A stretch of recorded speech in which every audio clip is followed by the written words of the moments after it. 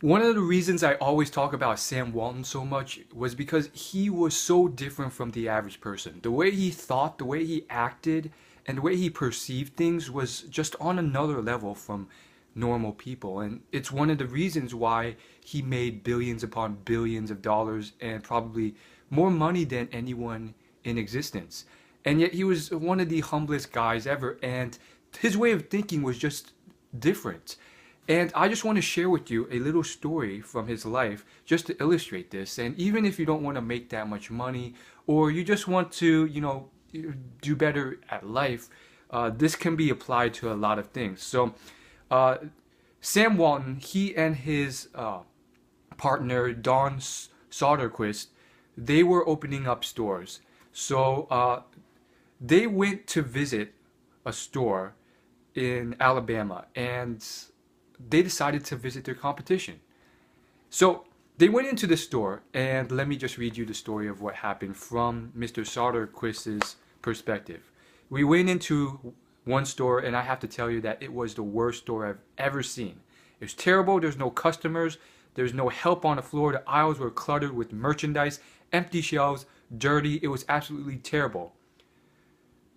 Sam walked one way, and I walked the other way, and we kind of meet out on the sidewalk. He said, "What do you think, Don?" I said, "Sam, this is absolutely the worst store I've ever seen in my life. I mean, did you see those aisles?" He said, "Don, did you see the pantyhose rack?" I said, "No, I didn't, Sam. I must have gone on a different aisle than you. I didn't see that." He said, "That was the best pantyhose rack I'd ever seen, Don." And then he said, "I pulled the fixture out, and on the back was the name of the manufacturer. When we get back, I want you to call that manufacturer and have him come in and visit with our fixture people. I want to put that rack in our stores. It's absolutely the best I'd ever seen." And then he said next, "Did you see the ethnic cosmetics?" And then Mr. Soderquist said, "Sam, that must have been right next to the pantyhose rack because I absolutely missed that." And he said, "Don, did you realize that in our stores we have 4 feet of ethnic rack? These people had 12 feet of it. We are absolutely missing the boat." I wrote that down for the distributor to get some of those products. When we get back, I want you to get a hold of that for our cosmetic buyers and get these people in. We absolutely need to expand our ethnic cosmetics. Now, Sam Walton didn't hit me on the head and say, "Now, Don, what lesson did you learn from this?" He already hit me on the head by looking for the good, looking how to improve, striving for excellence. It's so easy to go and look at what other people do badly, but one of the leadership characteristics of vision that he showed me, and that I'll never forget, is look for the good in what other people are doing and apply it. So obviously you can apply this to not just business, but every other thing in life. And this is one of the reasons why the founder of Amazon.com, Jeff Bezos, carries around Sam's book, Made in America, and reads it like every few months.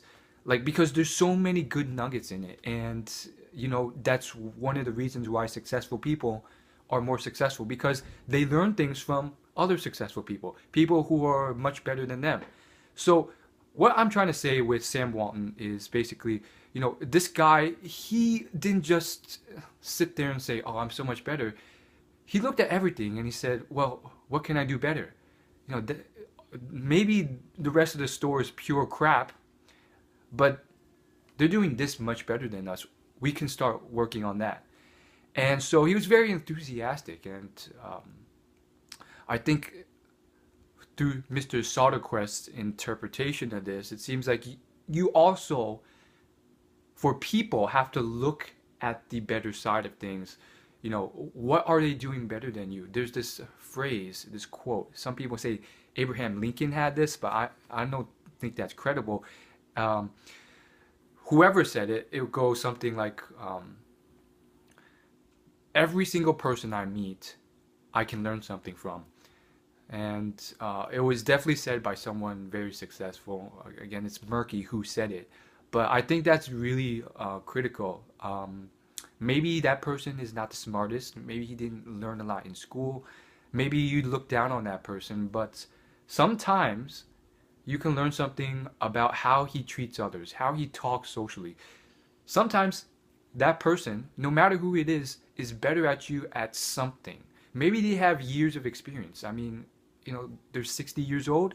They have years of experience, something that they learned that could benefit you. And it's not always about learning and taking something from them. It's just about I guess learning about them and experiencing what they are really good at. That's all I gotta say. Thanks for watching. I'll see you in my next video. Peace.